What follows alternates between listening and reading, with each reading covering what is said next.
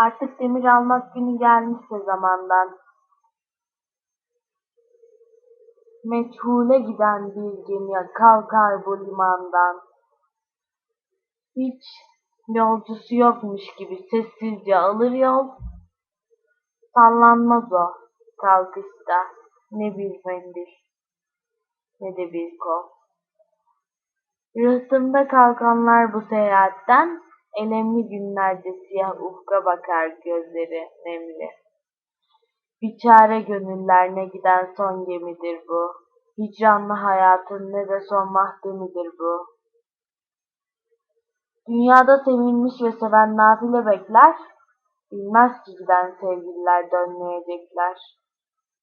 Birçok gidenin her biri memnun ki yerinden, birçok seneler geçti, dönen yok seferinden.